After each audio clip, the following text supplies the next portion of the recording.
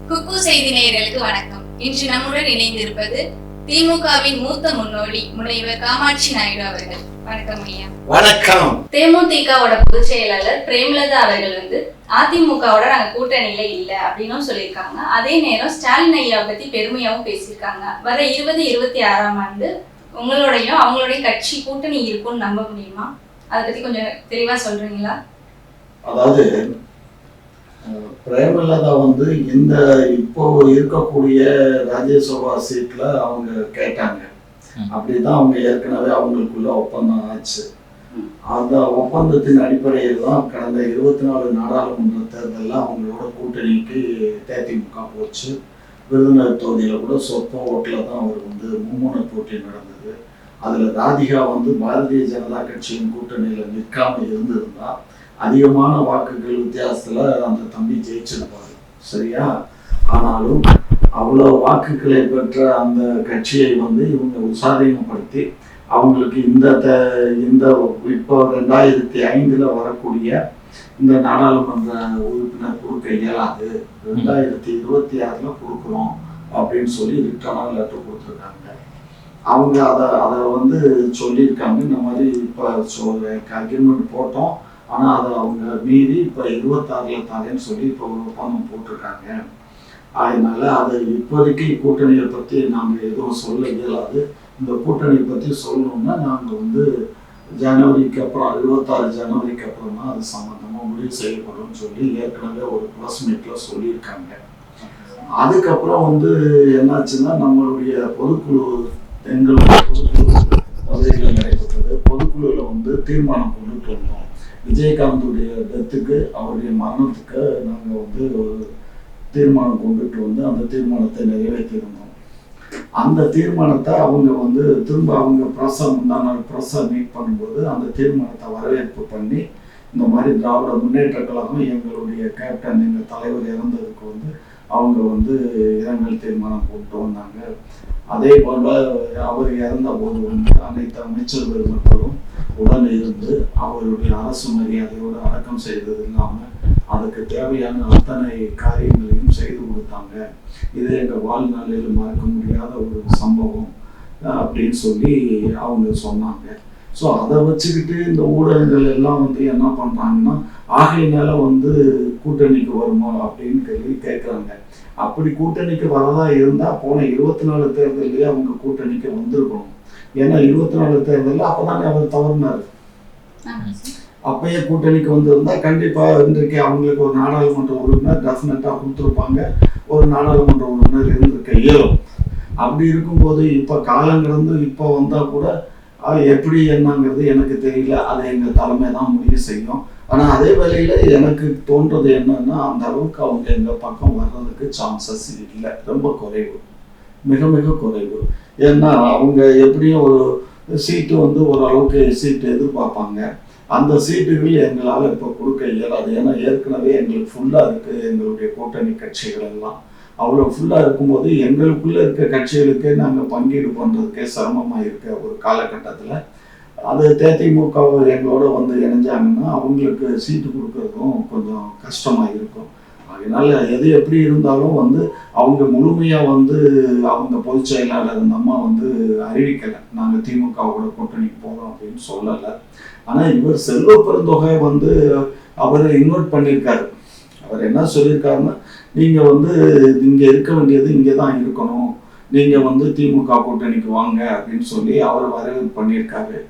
அப்படி அவர் வரவேற்பு பண்ணி சப்போஸ் கூட்டணி கட்சியெல்லாம் ஏன்னா கேப்டன் பேரில் எல்லாத்துக்குமே ஒரு சாஃப்ட் கார்னர் உண்டு. அப்படி ஒரு கால் வந்தாக்க கொஞ்சம் அவங்க இப்போ காங்கிரஸ் கட்சிக்கு தரக்கூடிய அந்த தொகுதிகள் குறையலாம், அந்த தொகுதியில் எடுத்து அவங்களுக்கு கொடுக்கலாம். அந்த மாதிரி ஒரு சூழ்நிலை உருவாகிறதுக்கு சான்சஸ் இருக்குது. ஆனால் இது இப்போ எதையும் நிலையா நம்மளால சொல்ல இயலாது, எல்லாம் பொறுத்திருந்து தான் பார்க்கணும். ஆனால் எப்பயுமே அந்த குடும்பத்தின் பேரில் ஸ்டாலின் ஐயாவுக்கு எப்பயுமே ஒரு உண்டு, ஒரு மரியாதை மட்டுமல்ல, விஜயகாந்த் மேலே மிக மிக மிக அதிகமான அன்பு உண்டு, நெருங்கிய நண்பர்கள், அதனால அன்பு உண்டு. கலைஞரும் அவர் மீது அன்பு செலுத்தினாருங்கிறது தான் உண்மை. அப்படிப்பட்டவங்க இருந்திருக்கணும். பட் காலம் தானே முடிவு செய்யும், எதையும் நம்மளால சொல்ல இயலாது. பார்ப்போம், பொறுத்து இருந்து பார்ப்போம். நாம் தமிழர் கட்சியிலேருந்து கண்ணன் மாவட்ட செயலாளர் வந்து விலகுறாங்களே, அதை பற்றி நீங்கள் என்ன சார் நினைக்கிறீங்க? இல்லை கண்ணா, அதாவது நம்மளுடைய நாம் தமிழர் கட்சியில் வந்து திரு சீமான் அவர்கள் வந்து இப்போது ஏற்கனவே இருந்த மாவட்ட செயலாளர்கள்லாம் இருக்கார். அவர் என்ன பண்றாருன்னா, புதிதாக ஒவ்வொரு ஒரு மாவட்டத்துல வந்து 6 எம்எல்ஏ தொகுதின்னு வச்சுக்கோங்க. ஒவ்வொரு மாவட்ட தொகுதி எம்எல்ஏ தொகுதிக்கு என்ன பண்றாருன்னா, அவங்கள வந்து செயலாளராக அறிவிக்கிறார், பொறுப்பாளராக. ஒவ்வொரு மாவட்டத்துக்கும் அந்த மாவட்டத்தில் இருக்கக்கூடிய சட்டமன்ற உறுப்பினர்களுடைய இடத்துக்கு ஒவ்வொரு பொறுப்பாளர்களை பண்ணிக்கிட்டு வர்றாரு. அப்படி பண்ணும்போது இப்போ ஒரு குறிப்பாக ஒன்று எடுத்துக்கோங்க, ஒரு மதுரைன்னு வச்சுக்கோங்களேன். மதுரையில் 6 சட்டமன்றம் இருக்கு. இந்த 6 சட்டமன்ற தொகுதிக்கும் வந்து 6 பொறுப்பாளர்களை நியமிக்கிறாரு சீமான். அப்போ ஏற்கனவே ஒரு மாவட்ட செயலாளர் அங்கே இருக்காதுல்ல, அந்த மாவட்ட செயலாளருடைய பணி என்ன? இது தனித்தனியாக ஒவ்வொரு எம்எல்ஏ தொகுதிக்கும் 6 பேரை நியமிச்சாச்சுன்னா அப்போ அந்த மாவட்ட செயலாளருக்கு பணி இல்லை இல்லையா? ரெண்டாவது, நியமிக்கப்பட்ட அந்த 6 மாவட்ட செயலாளர்களும் எம்எல்ஏ தொகுதி செயலாளர்களும் நேரடியாக ஒருங்கிணைப்பாளர் திரு சீமானவரோட தொடர்பு வச்சுக்கிறாங்க. அப்போ தொடர்பு வச்சுக்கிட்டா அப்போ அந்த மாவட்ட செயலாளர், பழைய மாவட்ட செயலாளருக்கு பணி இல்லாமல் போயிடுது. ஆகையினால அவங்களுக்கும் வந்து அவங்கள வந்து ஒரு எம்எல்ஏ தொகுதியினுடைய செயலாளராக ஆக்கவும் முடியாது. ஏன்னா அவங்க மாவட்டத்துக்கே அவங்க கண்காணிப்பில் இருக்கும்போது அவங்கள கொண்டு வந்து ஒரு எம்எல்ஏ தொகுதிக்கு போட்டாக்க நல்லா இருக்குமா? அப்பயும் வெளியில தான் போவாங்க. ஆகையினால இப்போ அவங்க வெளியில போறாங்க. இதுதான் நடந்தது. இதுதான் உண்மை. இதுதான் நான் சொல்றது உண்மை. ஆனாலும் சில பேர் வந்து நிறைய பேர் இப்போ கட்சியை விட்டு விலகுறாங்க. விலகிறதுக்கு காரணம் என்னன்னா, இப்படியே நம்ம தனிச்சு தேர்தலை சந்திச்சுட்டு இருந்தோம்னா என்னைக்கு நம்ம வந்து ஆட்சி கட்டில் அமர்றது, நம்ம 4 காசு பார்க்க மாட்டோமா? எது பொதுவாகவே அரசியல் கட்சி நடத்துறவங்க எல்லாருமே வந்து ஒரு எப்படி விதைய போட்டோம்னா மரம் முளைக்குது, அதுல இருந்து பலன் எடுத்து சாப்பிடலாம் தானே நினைப்பாங்க. அப்படி நினைக்கிறதுல தப்பு இல்லை. யாருமே வந்து கொள்கைக்காகவும் மக்களின் நலனுக்காகவும் பாடுபடுறவங்க யார் இருக்கா? டாடா இருக்காருன்னா அவர் கிட்டத்தட்ட பல்லாயிரக்கணக்கான கோடிகளை ஏழை எளிய மக்களுக்காக எழுதி வச்சாரு. அவங்களுக்கு அற்புதமான சொத்து இருந்துச்சு, அதனால டாடா அவர் எழுதி வச்சாரு. இவருக்கு என்ன சொத்து இருக்கு? இவரே பாவம் கஷ்டப்பட்டு தான் கட்சியை வளர்த்துக்கிட்டு இருக்காரு. அப்படி கஷ்டப்பட்டு கட்சியை வளர்க்குறவர் வந்து எல்லா தொண்டர்களையும் பணத்தை கொடுத்து திருப்திப்படுத்த இயலாது.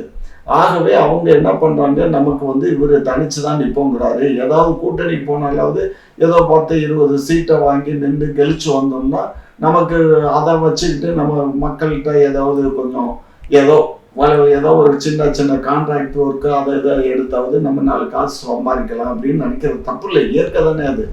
அதுக்கு இவர் வழிவிடல் இல்லை. இப்படி வழிவிடாத போது இவருடைய கொள்கைக்காக ஆரம்பத்துல வந்தாங்க. அது வந்தவங்க எல்லாம் வந்து நிறைய பணம் காசுகளை எல்லாம் செலவு பண்ணாங்க.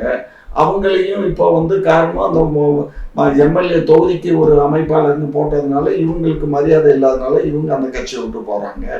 தொண்டர்கள்லாம் வந்து நம்ம என்னைக்கு ஆட்சிக்கு வர்றது, என்னைக்கு நம்ம கான்ட்ராக்ட் எடுக்கிறது, வேலை எடுக்கிறது, நம்ம 4 காசு சம்பாதிக்கிறது வழி இல்லாமல் இருக்குதுன்னு சொல்லி அவங்களும் வெளியில போறாங்க. இதுதான் சீமானு இதை புரிஞ்சுக்கிடணும்.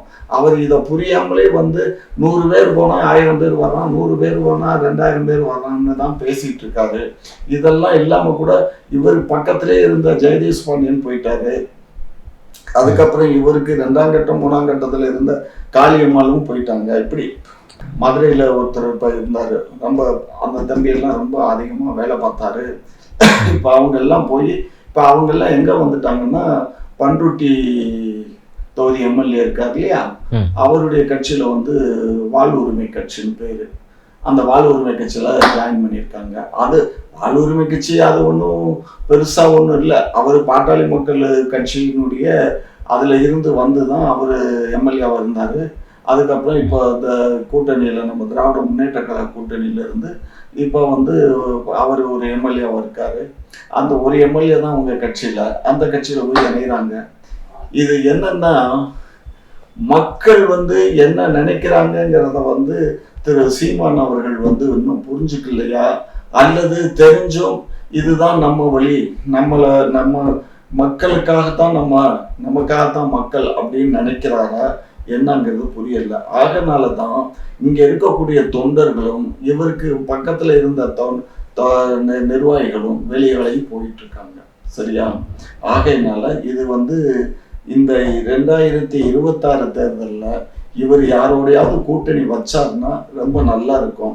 ஆனா இப்ப வெளியில எல்லாம் கூட ஒரு டாக்கு வருது, இவரும் நம்ம தாவேகா விஜயுடைய கட்சியும் இவரும் கூட்டணி வைக்கலாம், அல்லது இந்த 2 பேரோட சேர்ந்து டாக்டர் பாட்டாளி மக்கள் கட்சி இருக்க. இப்ப பாட்டாளி மக்கள் கட்சி 2ஆ பிளவுபட்டிருந்தாலும் கூட அது தேர்தல் இன்னும் ஏறக்குறைய 11 மாத காலம் இருக்கு. அப்பாப்புல தானே தாராளு, அப்பாப்புல சண்டை, தொண்டர்களுக்குள்ள யாருக்கும் சண்டை சத்தம் இல்லை, அவங்க அப்பாப்புல இல்லை சண்டை, அது சமாதானம் ஆயிடுச்சுன்னு சொன்னாக்க இவங்க 3 கட்சியும் நின்றாங்கன்னா அப்ப தேதிமுக எல்லாம் கூட இவங்களோட வர்றதுக்கு பாசிபிலிட்டிஸ் இருக்கு. இப்படி பல்வேறு இன்னும் சின்ன சின்ன கட்சிகள்லாம் சேர்த்து இவங்க ஒரு கூட்டணி அமைச்சு இவங்க தேர்தலை சந்திச்சாங்கன்னா ஏதோ இவங்க கொஞ்சம் தொகுதிகள் வெற்றி பெறதுக்கு சான்சஸ் இருக்கு, இல்லாமலும் போறதுக்கு சான்சஸ் இருக்கு. ஏன்னா ஏற்கனவே மக்கள் நல கூட்டணின்னு சொல்லி ஏற்கனவே ஒரு கூட்டணி அமைச்சு இவங்க எல்லாம் முன்னாடி போட்டி போட்டாங்க, சீமானை தவிர மற்றவங்க எல்லாம் நின்றாங்க.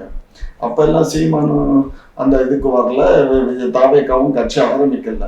அப்ப விடுதலை சிறுத்தைகள் இவர் நம்ம கேப்டன் கட்சி, நம்ம இவர் கேப்டன் தலைமை, அந்த இதுக்கு கேப்டன் தலைமையா இருந்தாரு, அவர் உயிரோடு இருந்தார். அப்போ அவர் தலைமையில வைகோ, விடுதலை சிறுத்தைகள், இன்னும் சில உதவி கட்சிகள்லாம் சேர்ந்து தான் அந்த கூட்டணி அமைச்சாங்க. அது ஒரு 2.5-3% வாக்குகளோட நின்று போச்சே தவிர வெற்றி வாய்ப்பு கிட்டல. அப்படியும் போறதுக்கு சான்சஸ் இருக்கு. ரெண்டாவது சீமான் நான் தனிச்சு தான் நிற்பேன்னு சொல்லி மக்கள் மத்தியில ஒரு ஆர்வத்தை உண்டு பண்ணியிருக்காரு. அப்படி இருக்கும்போது அவர் கூட்டணிக்கு போனார்னா அந்த கூட்டணி எப்படி வெற்றி பெறுமா அப்படிங்கிற சந்தேகம் இருக்கு. இப்ப இதுவரை தனிச்சு நின்றே ஏறக்குறைய 36 லட்சம் வாக்குகளை கையில வச்சுட்டு இருக்காரு. அதோட 12.25% வாக்குகளோட 3ஆம் இடத்துல இருக்காரு. அனுமதிக்கப்பட்ட கட்சி, தேர்தலில் அங்கீகரிக்கப்பட்ட கட்சியாக 3வது கட்சியாக தமிழகத்துல இருக்காரு. இப்படிப்பட்ட சூழ்நிலையில அவர் கொஞ்சம் தொண்டர்களை அனுசரிச்சு போகணுங்கிறது என்னுடைய நோக்கம். நான் அவர்கிட்டே நேரடியாகவே சில வேலைகள்ல சொல்லியிருக்கேன். போகட்டுமாமா, நீங்க அதை பத்தி ஏன் கவலைப்படுறீங்க, ஒருத்தமான 1000 பேர் வருமா நம்ம கட்சிக்கு அப்படிங்கிறாரு. அவர்கிட்ட நம்ம என்ன பேசுறது? அதனால அவருடைய போக்கு பெரும்போக்கா இருக்கு. ஆனா அவருடைய எண்ணம் நிறைவேறினா நாடு நல்லா இருக்குமானா நல்லா தான் இருக்கும். ஆனா யாருமே அந்த மாதிரி இருக்க முடியாது. இவர் மொத்தம் நினைக்கலாம், இப்ப எங்க தலைவருடன் நாட்டு மக்கள் நல்லா இருக்கணும், சுவிட்சமா இருக்கணும் தான் நினைக்கிறாரு. எல்லா தலைவர்களும் அதுதான் நினைப்பாங்க. எங்க தலைவர் மட்டும் இல்ல, திரு சீமான் மட்டும் இல்ல, எல்லாருமே நாட்டு மக்கள் நல்லா இருக்கணும் தான் நினைப்பாங்க. ஆனா மக்கள் நல்லா இருக்க விட மாட்டாங்களே. தனக்கு ஒரு காரியம் ஆகணும்னா உடனே ஒரு அதிகாரி 2 நாள் 3 நாள் டிலே பண்ணான்னா அவங்ககிட்ட ஒரு கவரை கொடுத்து உடனே எனக்கு ஃபைலை மூவ் பண்ணி கையெழுத்து வாங்கி கொடுக்குன்னு கேட்டா அப்புறம் என்ன பண்ணுவேன்? இப்படித்தான் ஊழலே ஆரம்பிக்குது. அப்ப ஊழல் மக்கள்கிட்ட இருந்து தான் ஆரம்பிக்குது. மக்கள்கிட்ட தான் 100க்கு 100 மக்கள் தான் ஊழல்வாதிகள். சார், அந்த 2 நாள் 3 நாள் வெயிட் நீங்க இருங்க அப்படின்னு அந்த வெயிட்டிங் பீரியட் இல்லாம இருந்தா மக்கள் எதுக்காக ஊழல் கொடுக்க? அது வெயிட்டிங் பீரியட் இல்லாம இருக்க இயலாதுடாக்கன்னு. ஏன்னு கேட்டீங்கன்னா வேலை பழுக்கள் ஜாஸ்தி. முன்னமா இங்க பாருங்க, இன்னைக்கு ரெக்ரூட்மெண்ட் குரூப் 4 சரி, குரூப் 2 ஆகட்டும் சரி, இதெல்லாம் நமக்கு தேவையான அளவு ஆட்களை எடுத்து அரசு சம்பளம் கொடுக்க இயலுமானா இயலாது. ஆகையினால கொஞ்சம் கொஞ்சம் தான் ரெக்ரூட் பண்றோம். இப்ப 100 வேகன்சி இருந்தா நம்ம 50 பேர் தான் எடுக்கிறோம். ஸோ அந்த 50 பேரை வச்சு 100 பேருடைய வேலையை வாங்க வேண்டிய ஒரு கட்டாய சூழ்நிலை. இப்ப நமக்கு மட்டும் இல்ல, இன்றைக்கு வங்கிகள்ல அரசுடைமையாக்கப்பட்ட வங்கிகள்ல போய் பார்த்தீங்கன்னா எல்லா வங்கிகளிலுமே, அரசுடைய மட்டும் தனியார் வங்கிகள்லையுமே இப்ப இந்த கம்ப்யூட்டர்னு வந்ததுக்கு அப்புறம் மேக்சிமம் மேனேஜர், அசிஸ்டன்ட் மேனேஜர், ஒரு கிளார்க்கு அல்லது 2 கிளார்க்கு, இவ்வளவுதான். ஒரு பெரிய இந்தியன் பேங்க்ல ஒரு மேனேஜர் இருக்காங்க, ஒரு அசிஸ்டன்ட் மேனேஜர், ஒரு கிளார்க்கு, ஒரு கேஷியர், 4 பேரை வச்சு ஒரு பேங்க் ரன் ஆகுது. நம்ப முடியுது அவங்களால? அந்த இடத்துல 11 பேர் ஒர்க் பண்ணிட்டு இருந்தாங்க எனக்கு தெரியும். ஆனா அந்த வங்கியை நான் ஓபன் பண்ண வங்கி, சரியா? அந்த வங்கியில நான் ஓபன் பண்ணும்போது 11 பேர் இருந்தாங்க. இன்னைக்கு வெறும் 4 பேரை வச்சு அந்த வங்கி ரன் ஆகுது. அப்ப மக்களுக்கு சிரமம் தான். முன்னையெல்லாம் போனா டக்கு டக்குன்னு பணத்தை எடுத்தோமா இல்லை பணத்தை போட்டோமா வந்தோமான்னு இருப்போம். ரெண்டாவது, இப்போ மோடி அரசு வந்ததுக்கு அப்புறம் என்ன ஆயிடுச்சு, பணத்தை போட்டா இவ்வளவு பணம் தான் கேஷா கட்ட முடியும், இவ்வளவு பணம் தான் இப்போ கேஷா எடுக்க முடியுங்கிற ஒரு சட்டம் போட்டாங்க. எல்லாமே ஆன்லைன் வர்த்தகமா, ஆன்லைன்ல தான் நீங்க பணத்தை எடுக்கணும் போடணுங்கிற மாதிரி ஒரு சூழல் உருவாயிடுச்சு. ஸோ அது மாதிரி இந்த மாதிரி எல்லாம் வந்ததுனால திரு சீமான் அவர்களுக்கு வந்து இதனால் பாதிப்பு வருமா வராதான்னு என்னை பொறுத்த மட்டும் அவருக்கு வந்து அவருடைய கொள்கை வெரி ஸ்ட்ராங். அதனால அவர் தனிச்சு நின்றாலும் இந்த தடவை எப்படியாவது அவர் ஒரு கொஞ்சம் ஓரளவுக்கு சீட்டுகள் வெற்றி பெறது கூட சான்சஸ் இருக்கலாம். கூட்டணிக்கு போனா 0 தான் கிடைக்கும். அவர் கூட்டணிக்கு போனார்னா கண்டிப்பா வந்து இந்த 12% வாக்குகளை கூட அவர் வாங்க இயலாதுங்கிறது என்னோட அபிமானம். ஆமா, ஏன்னா கூட்டணி போகும்போது இதுவரை கூட்டணி இல்லைன்னு சொன்னதுனாலதான் மக்கள் நம்பி அவருக்கு 36 லட்சம் மக்கள் வாக்களிச்சிருக்காங்க. அவர் கூட்டணிக்கு போனாருன்னா அது கண்டிப்பா டவுட் தான், வராது, வாக்குகள் கிடைக்காது.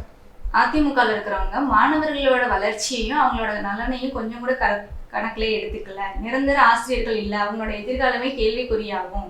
இப்படி நிரந்தர ஆசிரியர்கள் இல்லைன்னா ஒரு மாணவர் எந்த அளவுக்கு பயின்று வருவாரு அப்படின்னு ஒரு கேள்வி வச்சிருக்காங்க நயினார் நாகேந்திரன் அவர்கள். அதுக்கு நீ என்ன பதில் அளிக்கிறீங்க? எல்லாருக்கும் நிரந்தர பணியிடங்கள் கொடுக்க முடியுமா முடியாதா சார்? ஏமா, அவர் நயினார் நாகேந்திரன் பெரிய பண்ணையாரு, அவர் கந்து வெட்டி கொடுத்து வாங்கிட்டு இருக்காரு திருநெல்வேலி டிஸ்ட்ரிக்ட் ஃபுல்லா. சரியா, அது எனக்கு இது என் புள்ள மாதிரி தான். சரியா, எனக்கு அவர் 2001 தேர்தலில் திருநெல்வேலியில் நிற்கும்போது நான் இப்போ ஜெயலலிதா அம்மாவோட கூட்டணியில் இருந்தேன். நான் தான் பிரச்சாரத்துக்கு போய் மிகப்பெரிய ஜனத்தொகையெல்லாம் கூடின காலம் உண்டு. எனக்காக ஒரு அன்றைக்கு ஒரு 10,000 பேருக்கு மேலே ஜனம் வந்து தேரடியில் அப்படியெல்லாம் அந்த கூட்டத்தில் பேசி அவரெல்லாம் நான் ஆசீர்வாதம் பண்ணி தான் வந்தேன். அவர் வெற்றி பெற்றார். டிரான்ஸ்போர்ட் மினிஸ்டர்லாம் வந்தார். நல்ல எண்ணம் கொண்டவர், நல்ல மனிதர். அதே வேளையில் வந்து அவங்க அப்பா இவங்க எல்லாம் நிலமூலம் இருக்குது. அதே மாதிரி இவங்க வட்டி தொழிலும் பண்ணுறாங்க.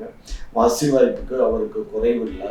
அதனால தான் அவர் இப்போ சட்டமன்றத்தில் ஜெயிச்சு வந்து சட்டமன்ற எதிர்கட்சி தலைவராக இருக்கார். கடந்த முறை வந்து நாடாளுமன்ற தேர்தலில் ராமநாதபுரத்தில் நின்று தோற்று போயிட்டார். ஸோ போன முறை இல்லை, போன முறைக்கு முந்தின முறை சரியா நின்று தோற்று போயிட்டார். போன முறை வந்து ஓபிஎஸ் கொடுத்துட்டாங்க ராம்நாடை. ஸோ ஆகையினால இதெல்லாம் வந்து அவருக்கு வந்து இந்த மாதிரி இதெல்லாம் தெரியல. எந்த மாதிரி இதெல்லாம் அரசினுடைய வேலைகளை பற்றி அவருக்கு தெரியல. அரசு வேலைகள் அப்படின்னு சொன்னால் இன்றைக்கு அரசாங்கம் வந்து ஆசிரியர்களை நியமிக்கணும் அப்படின்னு சொன்னால் எல்லாத்துக்கும் இன்னைக்கு ஒரு ஸ்கூலில் 10 பிள்ளைகளுக்கு 15 பிள்ளைகளுக்கு ஒரு ஆசிரியரோ 2 ஆசிரியரோ ஒரு போட்டோம்னா ஓராசிரியர் பள்ளிக்கூடங்கள்லாம் கூட முன்னாடி இருந்தது. இப்போ அதெல்லாம் இல்லை. இப்போ எல்லாம் ஓராசிரியர்லாம் போயிடுச்சு. இப்போ ஈராசிரியர் இல்லை 3 ஆசிரியருங்கிற மாதிரி தான் இருக்குது. ரெண்டாவது, நமக்கு வந்து பொருளாதார சிக்கல்ங்கிறது அதிகமாக இருக்குது. ஏன் அவர் அங்கே வைக்கக்கூடிய ஒன்றிய அரசில் சொல்லி நமக்கு வர வேண்டிய கல்விக்காக நமக்கு தர வேண்டிய அந்த காசு பணத்தை வாங்கி கொடுக்கலாம். ரெண்டாவது, மாநில பட்டியலில் இருந்த கல்வியை வந்து அங்கே வந்து மத்திய ஒன்றிய பட்டியலுக்கு மாற்றினாங்க. அதை நமக்கு கேட்குறோம், அதை திருப்பி கொடுத்தாங்கன்னா ஓரளவுக்கு நமக்கு வந்து பொருளாதார வசதி இருக்கும். ரெண்டாவது, கல்விக்காக வந்து இந்த பட்ஜெட்டில் கூட நம்ம 47,000 கோடி நம்ம ஒதுக்கீடு பண்ணியிருக்கோம். இந்த 47,000 கோடியில் இன்ஃப்ராஸ்ட்ரக்சர்ஸு, அவங்களுக்கு சேலரி, இந்த மாதிரி சில விஷயங்கள்லாம் பண்ணுறோம். ஏன்னா பொருளாதாரம் இருந்தால் தான் எதையுமே செய்ய முடியும். பணம் இல்லைன்னா எதுவும் செய்ய இயலுமா? நம்மகிட்ட குறைவான பணம் இருக்கிற காரணத்தினால நம்ம நிரந்தர ஆசிரியர்கள் நியமிக்க இயலலை. அதே சமயத்தில் வந்து இவர் வந்து அப்போ குறைவான சம்பளம்னா வந்து என்ன பண்ணுறோம், மினிமம் சேலரியே இப்போ வந்து 15,000 இருந்ததை இப்போ 20,000 மாற்றிருக்கோம். காலேஜில் இருக்கக்கூடியவங்களுக்கெல்லாம் 25,000 30,000 ரூபாயை மாற்றிருக்கோம். இன்றைக்கு படிச்சுட்டு இந்த 15,000 20,000 சம்பளம் இல்லாமல் எவ்வளோ பேர் கஷ்டப்படுறாங்க யோசிச்சு பாருங்க. இருக்காங்க இல்லை? அப்படிப்பட்ட சூழ்நிலையில் அவங்களுக்கு ஒரு 25,000 ரூபாய்க்கு அது நிரந்தரமாக கிடைக்குது. அது என்னைக்காவது ஒரு நாளைக்கு வந்து அவங்களுக்கு பெர்மனன்ட் பண்ணலாம். இன்னைக்கு கூட நான் ஒரு போன வாரம் பார்த்தேன், ஒரு ஜீவோ போட்டிருக்கு அரசு. என்ன போட்டிருக்குன்னா அவங்க பிஎட் முடிச்சிருக்கணும். ரெண்டாவது, அவங்க வந்து முறைப்படி அரசுடைய அந்த எக்ஸாமினேஷன்ஸ்லாம் பாஸ் பண்ணியிருக்கணும். ஆசிரியருக்கு பாஸ் பண்ணல, பிஎட் படிச்சிருந்தா மாத்திரம் பத்தாது. செலக்ட் நெட் மாதிரி இந்த கோர்ஸ் எல்லாம் இருக்குல்ல, அந்த கோர்ஸ் எல்லாம் வந்து பாஸ் பண்ணியிருக்கணும். அப்படிப்பட்டவங்களை மாத்திரம் இந்த தொகுப்பூதியம் சொல்றது, அதுக்கு பேர் அந்த தொகுப்பூதியத்தில் நியமிக்கணும் அப்படின்னு சொல்லியிருக்காங்க.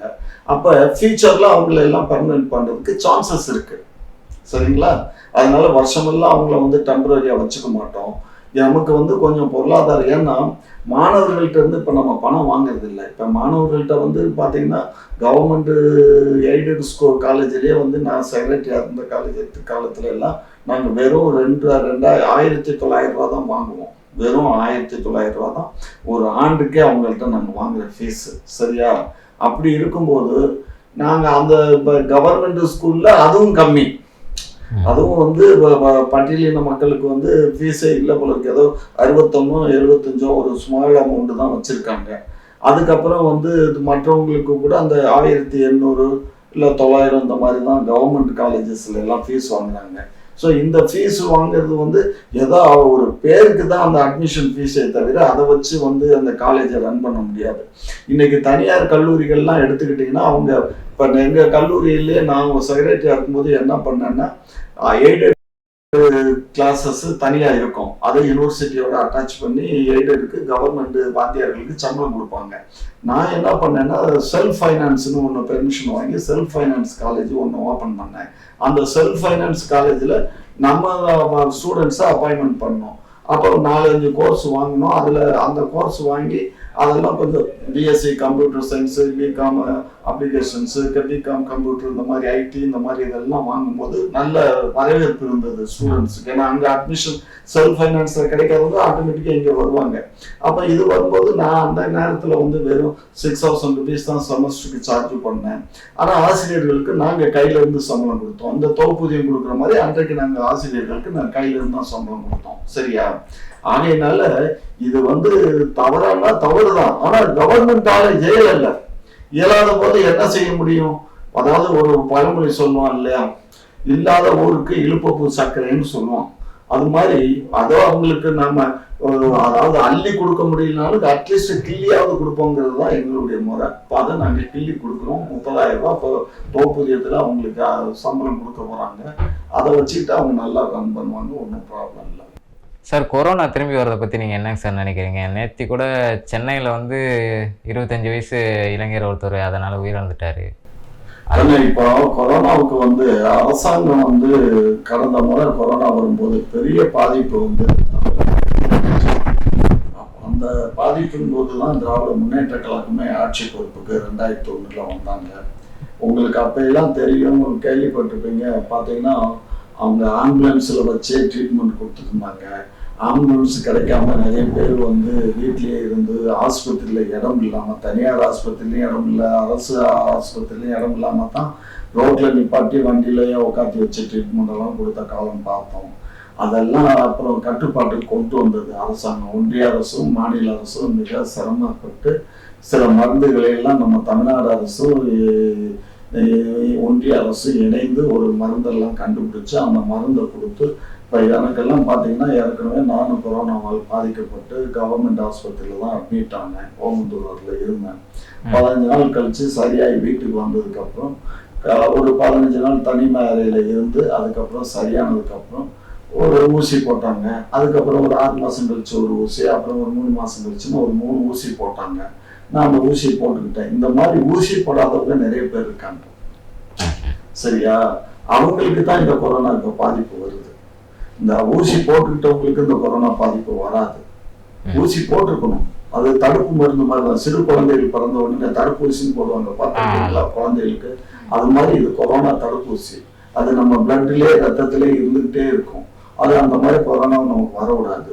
அதுக்கு சில பேர் பயந்தாங்க. அதுல கூட என்ன சொன்னாங்க, நம்ம இவர் வந்து நம்ம சினிமா நடிகர் விவேக்கு கூட அந்த ஊசி போட்டதுனால தான் வந்து அவர் இறந்து போட்டாருங்கிறாங்க. அதை என்னால நம்ப இயலல. ஒரு கால் வந்து இருக்கலாம். ஏன்னா சிலருக்கு வந்து அந்த ஊசி சிலருக்கு இல்லை, எங்கேயோ ஒன்றும் 1,00,000 ஒன்றோ கோடியில ஒன்றும் அந்த மாதிரி ஆகுறதுக்கு சான்சஸ் இருக்கு. ஏன்னா அவங்க அந்த ரத்தம் அதை ஏத்துக்காம கூட நடக்கலாம். ஆனால் எது எப்படி இருந்தாலும் கண்டிப்பா வந்து அந்த இன்ஜெக்ஷன் போட்டிருக்கணும். போட்டிருந்தவங்களுக்கு பாதிப்பு வராது. கொரோனா வந்தாலும் இன்றைக்கு நம்மளுடைய ஹெல்த் மினிஸ்டர் என்ன சொல்லியிருக்காருன்னா, கண்டிப்பா வந்து இந்த கொரோனா வந்து கண்ட்ரோல்ல வந்துடும், நீங்க யாரும் அதை பத்தி கவலைப்படாதீங்க, அரசாங்கம் அதை பார்த்துக்கணும், கம்பல்சரி கிடையாது, நீங்க மாஸ்க் போடுறதும் போட்டுக்கோங்க, அது கம்பல்சரி கிடையாது அப்படின்னு சொல்லியிருக்காங்க. கொரோனா பத்தி பேசினதுல இருந்து இரவு ஊரடங்கு வருமானு மக்களுக்கு நாட்டுல ஒரு அச்சம் இருக்கு. அதை பத்தி ஏதாவது சொல்றீங்களா? ஒருவேளை இரவு ஊரடங்கு வந்தா மக்களோட டெய்லி லைஃப் பாதிக்கப்படுமா? இல்லடா கண்ணு, இப்போ கொரோனாவே நான் தான் சொல்றேனே, கொரோனா பாதிப்பு வந்து தமிழகத்துல அவ்வளவு அதிகமா வராது. ஏதோ அங்க ஒண்ணு இங்க ஒண்ணு தான் ஏதோ நடக்குது. இப்போ ஆஸ்பத்திரியில எல்லாம் அட்மிஷன்ல நிறைய கொரோனா கிடையாது. அதான் சொன்னேன், வேன்லயே ஆஸ்பத்திரியிலே இடம் இல்லாம, தனியார் ஆஸ்பத்திரி அரசு ஆஸ்பத்திரியிலே இடம் இல்லாம இருந்த காலம் போய் இன்னைக்கு எங்கேயோ ஒருத்தர் இறந்து போனாருங்கிறத வச்சுட்டு கொரோனா அட்டாக் ஆயிடுச்சுன்னு சொல்ல இயலாது. சரிங்களா? ஆனா அது கம்பேர் டு இன்னைக்கு இதுல வந்து நம்ம சிங்கப்பூர்லயும் இதுலயும் வந்து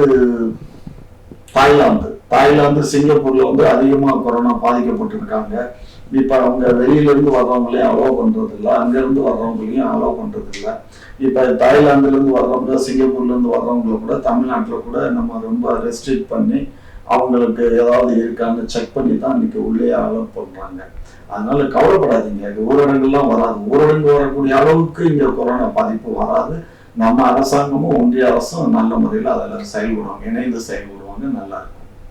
குக்கு செய்தி நேயர்கள் அனைவருக்கும் நன்றி.